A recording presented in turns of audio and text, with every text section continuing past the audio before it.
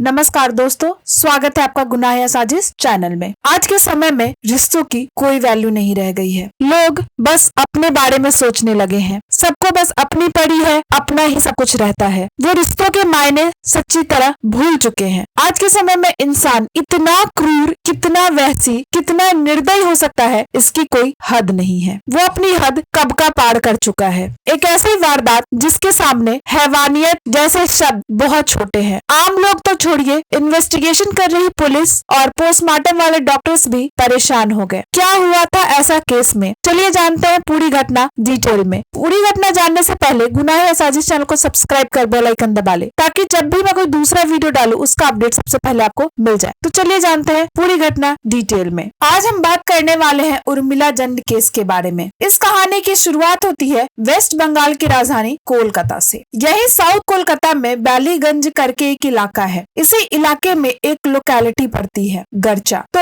गरचा के first land के टोपी घर में एक लड़की काम करती थी। उसका नाम था लतिका। वैसे ये 2 फ्लोर का मकान था। ग्राउंड फ्लोर पे जंड फैमिली किराए पे रहती थी, जहाँ पर लतिका रोज काम करने आती थी, और फर्स्ट फ्लोर पर इस घर का मकान मालिक खुद अपने परिवार के साथ रहता था। अब दिन आता है 12 फरवरी 2019 का। सुबह में 10 बजे के आसपास लतिका काम करने के लिए गरचा के इस घर में आती है। आमतौर पर जब भी वो आती थी तो दरवाजा अंदर से बंद रहता था। कोई न कोई फैमिली मेंबर दरवाजा खोलता था। वैसे इस टाइम पर घर पर सबसे बुजुर्ग महिला, जिनकी उम्र लगभग 65 साल थी, वो मौजूद रहती थी। उनका नाम था उर्मिला जंड। उर्मिला के पति थे चूहूर सिंह। इनकी 2011 में मृत्यु हो गई थी। इनका नेटिव घर पंजाब के संगरूर में था। उर्मिला के 3 बेटे थे। तीनों की शादी हो चुकी थी। सबसे बड़ा बेटे का नाम था मनदीप। मनदीप की भी 2014 में किसी कारणवश मृत्यु हो गई थी। इनकी पत्नी का नाम था डिम्पल, जो कि लगभग 37 से 38 साल की थी, और 2 बेटियां थी, कनिका और गुंजन। गुंजन थोड़ी मेंटली डिस्टर्ब थी। बड़े बेटे की पत्नी और दोनों बेटियां गरचा में नहीं रहती थी, बल्कि ये थोड़ी ही दूर रिची रोड के पास खजरा रोड पर स्थित अपार्टमेंट में रहती थी। यहाँ इनका खुद का फ्लैट था। मझला बेटा था दीपक। यह अपनी पत्नी और 3 बच्चे, जिसमें 2 बेटियां और 1 बेटा था,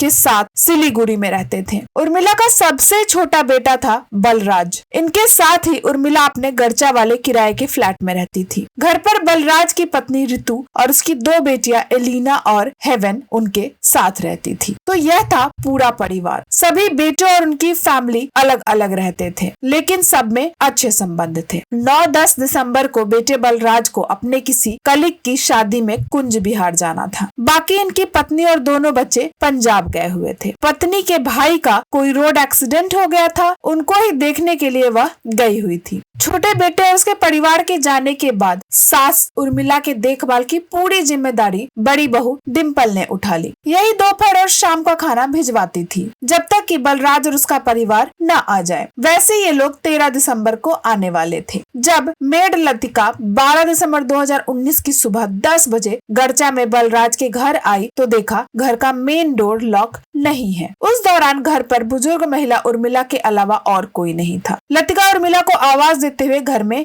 प्रवेश कर जाती है। जैसे ही ये अंदर आई तो देखा हर तरफ सब कुछ बिखरा पड़ा है। सामान इधर उधर बिखरे पड़े हैं। वहाँ फर्श पर लाल लाल पैरों के निशान भी थे। यह निशान एक कमरे की तरफ से निकलकर मेन दरवाजे से बाहर की ओर जा रहा था। लतिका फौरन भागकर उस कमरे में गई। जैसे उस कमरे में गई, लतिका की चीख निकल गई, क्योंकि इस रूम में खाट पर उर्मिला पेट के बल पड़ी हुई थी। उसका धड़ सर से अलग खाट पर ही कुछ दूर पड़ा हुआ था। पूरे शरीर से खून निकल चुका था और जमीन पर, दीवारों पर हर जगह खून फैला हुआ था। यही नहीं, उर्मिला के अंदरूनी अंग, किडनी, फेफड़े, इंटेस्टाइन सब कुछ बाहर आ गया था। ऐसे भयानक दृश्य को देखकर लतिका चीखती हुई बाहर आई। आवाज सुनकर ऊपर से मकान मालिक और आसपास के पड़ोसी लोग भी तुरंत लतिका के पास आ गए। उससे पूछा कि क्या हुआ। यह सब कुछ वह बोल नहीं पा रही थी, बस उर्मिला कमरे की तरफ इशारा कर रही थी। जब मकान मालिक और पड़ोसी के कुछ लोग उस रूम में देखने गए तो उनका भी कलेजा मुंह को आ गया। तुरंत ही पुलिस को फोन किया जाता है। धीरे धीरे आस पड़ोस के लोग घर के बाहर इकट्ठा होने लगे। मकान के मालिक उर्मिला ने सबसे बड़ी बड़ी बहू डिम्पल को भी कॉल करके बताया। यह उर्मिला के जितने भी रिश्तेदारों को जानते थे सबको सूचना दे दी। कुछ ही मिनटों में पुलिस की एक टीम गर्चा के इस घर पहुंची। घर के अंदर की स्थिति बहुत ही भयानक, पुलिस के भी रोंगटे खड़े हो गए थे। तुरंत ही फॉरेंसिक एक्सपर्ट को भी यहाँ बुलाया जाता है। आखिर यहाँ पर कैसे लोग आए होंगे जिसने इतनी बर्बरता के साथ एक बुजुर्ग महिला का कत्ल कर दिया होगा, सर को धड़ से अलग कर दिया होगा। उसके शरीर पर भी अनगिनत तेज धार हथियार के निशान थे। इतने गहरे जख्म थे कि अंदरूनी अंग भी बाहर आ गए थे।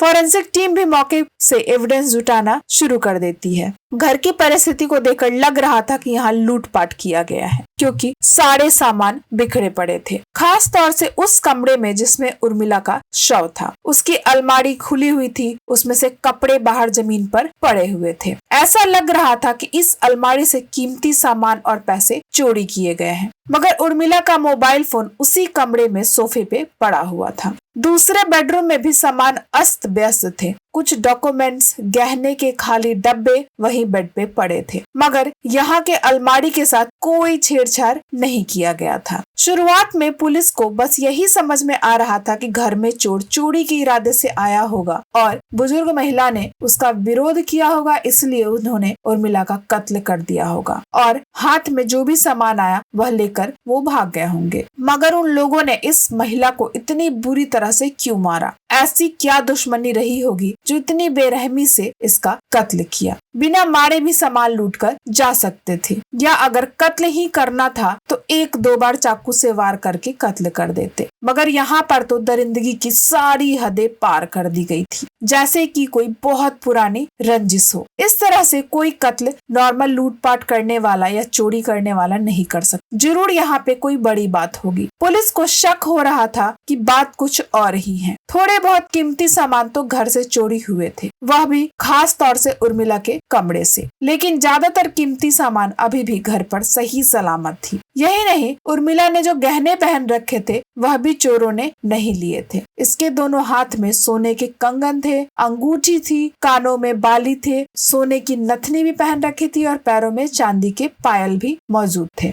दूसरे वाले रूम में फर्श पर एक सोने की अंगूठी भी गिरी हुई मिली। पुलिस को यह सारी चीजें लूटपाट से ज्यादा कत्ल की ओर इशारा कर रही थी। बड़ी बहू डिम्पल ने पुलिस में अननोन के खिलाफ अपनी सास के कत्ल और लूटपाट की केस दर्ज करवाई। 4 अलग अलग टीम्स इस केस की इन्वेस्टिगेशन के लिए बनाई जाती है और तेजी से यह मामला सुर्खियां बटोर रहा था। इलाकों में दहशत का माहौल था। कैसे इतने चहल पहल वाले इलाके में कत्ल करके चोर आराम से जा सकता है? पुलिस ने आसपास लगे सीसीटीवी कैमरे भी खंगालने शुरू कर दिए थे। शव को पोस्टमार्टम के लिए हॉस्पिटल भेज दिया जाता है, जहाँ पे घर में पुलिस ने यह भी देखी कि यहाँ प्रवेश करने वाला जितने भी दरवाजे खिड़की थे सभी सही सलामत थे, यानी जो भी घर में आया था वह अंदर वाले की मर्जी से आया होगा। इसका मतलब उर्मिला का वह जानने वाला था। अब पुलिस ने आस पड़ोसियों से भी पूछताछ शुरू कर दी। पड़ोस में एक फैमिली रहती थी, वहीं पर एक महिला थी देवोलीना रॉय। इन्होंने बताया कि पिछली रात यानी 11 दिसंबर रात के 10:30 बजे के आसपास उर्मिला की सबसे बड़ी पोती कनिका, जो लगभग 17 से 18 साल की थी, ये अपनी दादी को खाना देने के लिए आई थी। जब से उर्मिला के छोटे बेटे और उनका परिवार बाहर गए थे, तब से डिम्पल अपने सास को खाना भिजवाती थी और कनिका खाना लेकर आती थी। दादी को खाना देने के बाद कनिका पड़ोसी देवोलीना के घर का दरवाजा खटखटाती है। कनिका ने देवोलीना से कहा कि दादी की तबीयत ठीक नहीं, मैंने उनसे बोला है कि आप हमारे घर चलो, जब तक कि चाचा जी नहीं आ जाते हमारे साथ आप रहो। लेकिन दादी चल नहीं रही, मैंने उनको खाना दे दिया है, आप उन पर जरा ध्यान रखना। वैसे पड़ोसियों से जंड परिवार के काफी अच्छे रिश्ते थे। इतनी बातचीत करने के बाद कनिका यहाँ से चली गई। पड़ोसी के बयान से पुलिस को लगा कि उर्मिला 10:30 तक तो जिंदा थी। लोगों से बातचीत करने के दौरान पुलिस को यह भी जानकारी मिली कि छोटे बेटे को शराब पीने की लत थी, जिसकी वजह से पिछले साल इनका कुछ लोकल लोगों से लड़ाई हो गई थी। पुलिस ने सोचा कि शायद लोकल लोगों ने ही बेटे से बदला लेने के लिए उसकी मां का कत्ल कर दिया होगा। इस एंगल से भी पुलिस छानबीन करती है। जंड फैमिली का बैकग्राउंड भी खंगाला जाता है। उर्मिला के जो दूसरे नंबर का बेटा था दीपक, वह करीब 2007 से सिलीगुड़ी सिलीगुड़ी में रह रहा था। वहाँ पर उन्होंने एक्वा इंडस्ट्रीज नाम से बिजनेस शुरू किया था। दीपक ने भी अपने इस बिजनेस को सिलीगुड़ी के साथ साथ गुवाहाटी और कोलकाता में भी फैलाया था। इनके पिता थे चूहूर सिंह और बड़े भाई मनदीप, वो भी एक्वा इंडस्ट्रीज के अंदर होटल और रेस्टोरेंट के किचन में जो इक्विपमेंट यूज होते हैं, जैसे स्टील का रैक, खाना बनाने के बर्तन, आमतौर पर कमर्शियल किचन के सभी सामानों के मैन्युफैक्चरिंग करते थे। साथ में इंटीरियर डेकोरेशन का भी बिजनेस था। सबसे छोटे बेटे बलराज भी पिता और बड़े भाई के साथ ही काम करते थे। कुल मिलाकर ये जंड परिवार एक बिजनेस फैमिली थी। पिता की मौत के बाद उनका बिजनेस सबसे बड़े बेटे और सबसे छोटे बेटे संभालते थे। जब बड़े बेटे की मृत्यु हो गई तो सेकेंड बेटे ने दीपक और छोटे बेटे बलराज ने सारा बिजनेस संभालना शुरू कर दिया। पुलिस को यह भी पता चला कि दीपक और बलराज में ज्यादा नहीं बनती। इससे कत्ल का शक घर वालों पर होने लगा। यह सारी चीजें घटना की सूचना मिलने वाले दिन ही पता चल रही थी। पुलिस काफी तेजी से इन्वेस्टिगेशन कर रही थी। पुलिस ने सीसीटीवी फुटेज भी खंगालना शुरू कर दिया था। इसी बीच जो घर के मकान मालिक थे, जो इसी घर के फर्स्ट फ्लोर पे रहते थे, उन्होंने पुलिस को एक अजीब सी बात बताई। वो कहते हैं कि पिछली रात 12:20 के आसपास इन्होंने उर्मिला की आवाज सुनी थी। दरअसल उनके घर का दरवाजा कोई खटखटा रहा था। उर्मिला ने आवाज दिया, गुड़िया बाहर से आवाज आई, हाँ मैं ही हूँ। इसके बाद मकान मालिक और इसके परिवार ने दरवाजे की कुंडी खुलने की आवाज सुनी। फिर दरवाजा बंद कर दिया गया। इसके बाद से सब कुछ शांत रहा। अब आखिर ये गुड़िया कौन है? उर्मिला ने गुड़िया कह के किसको पुकारा? मकान मालिक ने कहा कि उनकी बड़ी पोती कनिका को प्यार से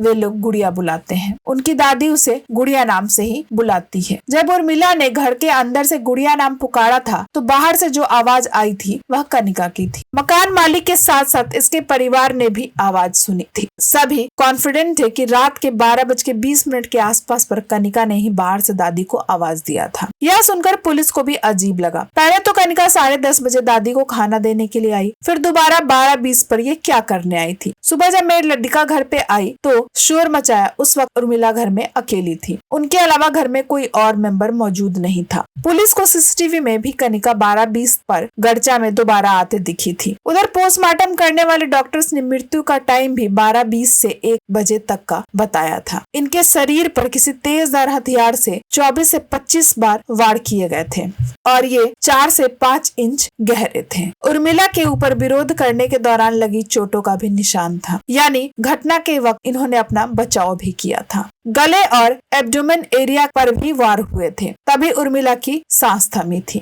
जिस तरह का सलूक इस बुजुर्ग महिला के साथ हुआ था, ऐसी हैवानियत और बर्बरता कोई इंसान नहीं कर सकता। शायद शैतान भी इतनी हिम्मत न करे। मकान मालिक के बयान के बाद पुलिस का शक उर्मिला की बड़ी पोती कनिका पर आ चुका था। आखिर कनिका दोबारा दादी के घर पर क्या करने आई थी? अब अगले दिन यानी 13 दिसंबर की सुबह सुबह पुलिस की एक टीम रिची रोड के पास उस फ्लैट पर गई, जहाँ पर कनिका, उसकी बहन गुंजन और डिम्पल रहती थी। कनिका और डिम्पल से पुलिस ने पूछताछ के लिए इन्हें पुलिस स्टेशन लाई। कनिका से पूछा गया कि तुम दोबारा दादी से मिलने के लिए क्यों गई थी। यह पहले तो मना करती है, पर जब पुलिस ने कहा कि हमारे पास मकान मालिक का बयान है, उनके पूरे परिवार ने तुम्हारी आवाज सुनी थी, सीसीटीवी फुटेज भी है, यह सब सुनकर कनिका घबरा जाती है। उसने बताया कि इनकी माँ डिम्पल ने ही दादी का कत्ल करने को कहा था। अब डिम्पल से अलग रूम में बातचीत हुआ। पहले तो वह इनकार करती है, लेकिन पुलिस के सख्ती के आगे डिम्पल भी टूट जाती है और फिर बताना शुरू करती है। दरअसल बात कुछ ऐसी है कि रिची रोड का जो फ्लैट है जहाँ पर डिम्पल रहती है, वह इनके पति मनदीप और छोटे देवर बलराज के नाम पे थी। मनदीप की मृत्यु के बाद डिम्पल ने अपनी सास से कहा था कि अब इनका कोई सहारा नहीं बचा है, 2 बेटियों का पालन पोषण करना है, रिची रोड का फ्लैट मुझे दे दिया जाए। सास ने कहा कि वह दोनों भाइयों के नाम पर है, इसलिए दोनों में बराबर बराबर बटेगा। जंड फैमिली का जो इंटीरियर डेकोरेशन का बिजनेस था, उसको पहले मनदीप और बलराज चलाते थे। दोनों का 50-50 का मलिकाना हक था। मनदीप के जाने के बाद उसके हिस्से का शेयर तो डिम्पल के पास आया, लेकिन डिम्पल ने सास से कहा कि मैं इंटीरियर डेकोरेशन का बिजनेस करना चाहती हूँ, लेकिन सास ने काम करने से मना कर दिया। कहा तुम बहू हो, बाहर काम नहीं कर सकती। सास थोड़े पुराने ख्याल की थी। सास के कहने पर छोटा बेटा बलराज हर महीने डिम्पल को 40,000 रुपए भेजता था। पहले था कि दोनों भाई बराबर बराबर प्रॉफिट शेयर करते थे। अब भाई के जाने के बाद एक फिक्स अमाउंट ही डिम्पल को दिया जाने लगा। यह पैसे भी डिम्पल के लिए कम थे। मुश्किल से ही घर खर्च चलता था, बचत नहीं हो पाता था। अब चूंकि यह बिजनेस में हाथ नहीं बटाती थी तो 50% प्रॉफिट कैसे मिलता। वहीं सास भी बहू को बिजनेस में आने नहीं दे रही थी कि औरतें बाहर का काम नहीं करेंगी। इससे सास उर्मिला और डिम्पल के बीच तनाव बढ़ने लगा। सास और बहू का ज्वाइंट बैंक अकाउंट भी था। मनदीप के जाने के बाद सास बहू को अकाउंट से पैसे भी नहीं निकालने देती। जो पैसे उसे हर महीने मिलते डिम्पल उसी से काम चलाती। डिम्पल ने अपने देवर से पैसे बढ़ाने को भी कहा। इस पर सास ने फिर से मना कर दिया। डिम्पल फ्रस्ट्रेट होकर कहा कि मैं अपने हिस्से का शेयर बेचकर पंजाब जाना चाहती हूँ और वहीं पर रहूंगी। सास ने ऐसा करने से भी मना कर दिया। इन्हें अपनी दोनों पोतियां कनिका और गुंजन से बहुत प्रेम था। ये उन्हें कहीं जाने देना नहीं चाहती थी। वैसे तो अक्सर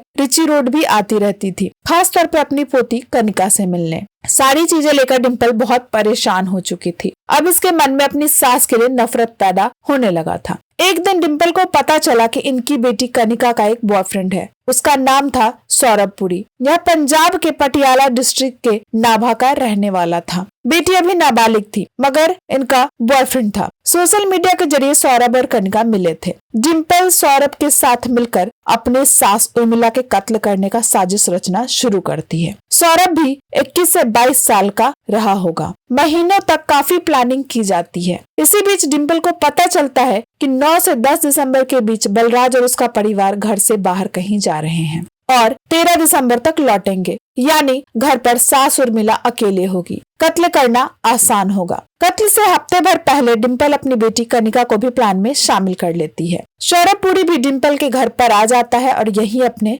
गर्लफ्रेंड के घर पे रहने लगता है। उधर बलराज और उसके परिवार के बाहर जाते हैं। उर्मिला के खाने पीने की जिम्मेदारी डिम्पल ले लेती है। 11 दिसंबर की रात जब सास को खाना भिजवाना था तो डिम्पल उसमें से नींद की गोलियां मिला देती है। कनिका 10:30 बजे खाना लेकर जाती है। खाना देकर यह अपने पड़ोस की आंटी डेबलिना से बात करती है। सब कुछ प्लान के तहत था ताकि सब नॉर्मल लगे। अब 12:20 पर डिम्पल अपनी बेटी कनिका और बेटी के बॉयफ्रेंड सौरभ को लेकर उर्मिला के घर पे गई। डिम्पल और सौरभ गाड़ी में रहते हैं। कनिका घर जाती है, दरवाजा खटखटाती है। दादी ने गुड़िया नाम पुकारकर दरवाजा खोला। दादी को लगा चूंकि इसकी तबीयत ठीक नहीं थी तो पोती देखभाल करने के लिए आई होगी। वैसे तो खाने में नींद की गोलियां बहुत कम मिलाई गई थी, इसीलिए उर्मिला पे ज्यादा असर नहीं हुआ था। उर्मिला अपनी पोती को घर में छोड़कर रूम में बिस्तर ठीक करने के लिए चली जाती है। तभी एक बर्तन गिरता है। कनिका ने बर्तन गिराया। यह सौरभ के लिए एक सिग्नल था कि रास्ता साफ हो चुका है और तुम घर में आ जाओ। बर्तन गिराकर कनिका ने दरवाजा खोल दिया। दादी अपने रूम में खाट के पास थी, बिस्तर ठीक कर रही थी। तभी सौरभ चाकू लेकर घर में प्रवेश करता है। पोती और उसका बॉयफ्रेंड रूम में गए। दादी अपने पोती का नाम पुकारने ही वाली थी, तभी पोती ने तकिए से दादी का चेहरा ढक दिया और दम निकलने तक तकिया उसके मुंह पे ही रखा। सौरभ ने चाकू से ताबड़तोड़ वार करना शुरू कर दिया। दादी भी थोड़ा बचाने की कोशिश करती है, विरोध करती है, जैसा कि मैंने आपको शुरू में बताया था। तभी सौरभ ने उर्मिला का ऐसा हाल किया जैसा कोई हैवान भी नहीं कर सकता। सर से धड़ को अलग कर दिया। 24 से 25 वार किए जाते हैं। इसके बाद कनिका और सौरभ रूम को तहस नहस करते हैं, सामान बिखेरते हैं। थोड़ी बहुत चीजें उन्होंने चोरी भी की ताकि लूटपाट का केस लगे। डिम्पल बाहर दोनों का इंतजार कर रही थी। इसके बाद ये तीनों गाड़ी से निकल जाते हैं। सौरभ को उन्होंने रास्ते में छोड़ दिया। वहां से वह एयरपोर्ट निकल गया और फिर प्लेन से दिल्ली चला जाता है। फिर दिल्ली से पंजाब अपने घर चला गया। इधर दोनों माँ बेटी अपने रिची रोड वाले फ्लैट में चली गई। पंजाब पुलिस की मदद से 13 दिसंबर को ही सौरभ को पंजाब के नाभा से अरेस्ट करते हैं। यहाँ यह एक होटल में छुपा हुआ था। कनिका के मदद से ही पुलिस ने सौरभ को पकड़ा था। इसके कमरे से बोर्डिंग पास, फ्लाइट टिकट, आधार कार्ड और फोटोकॉपी और 1 लाख कैश बरामद किए जाते हैं। साथ में कुछ गहने भी थे। डिम्पल और कनिका के फ्लैट से सोने के कंगन, सोने की चेन, 70,000 रुपए कैश, कत्ल के दिन के पहने हुए कपड़े, सब कुछ बरामद किए गए। कत्ल में इस्तेमाल किया गया वेपन भी पुलिस ढूंढ लेती है। सीसीटीवी से भी कंफर्म हुआ कि यह कपड़े कनिका ने कत्ल वाले दिन पहने हुए थे। पुलिस की इन्वेस्टिगेशन के दौरान उर्मिला के मोबाइल टावर की लोकेशन और सौरभ की पूरी लोकेशन घटना के टाइम सेम पाई गई, जो कि सौरभ की मौजूदगी वहां साबित कर रही थी। कई सारे लोगों ने भी सौरभ को उर्मिला के घर के पास देखा था। सौरभ पुरी और डिम्पल के ऊपर आईपीसी सेक्शन 120 बी, 302, 394, 34 और 2001 लगाई जाती है। 300 पेज की चार्जशीट 28 फरवरी 2020 को कोर्ट में सबमिट किया गया। घटना के वक्त कनिका 17 साल 3 महीने की थी, यानी नाबालिग थी। इसलिए पुलिस ने जुवेनाइल जस्टिस बोर्ड से रिक्वेस्ट किया कि कनिका के साथ एडल्ट की तरह व्यवहार करना चाहिए। जो भी उर्मिला के साथ हुआ वह सौरभ ने कनिका के सामने ही किया था। इसमें कनिका ने भी उसकी हेल्प की थी। फिलहाल इन सब पर कोर्ट की कार्रवाई चल रही है। आपके हिसाब से इन्हें क्या सजा मिलनी चाहिए, कमेंट करके हमें जरूर बताएं। मैं आपको फिर मिलती हूँ एक और ऐसी सच्ची घटना के साथ। तब तक सतर्क रहें। धन्यवाद।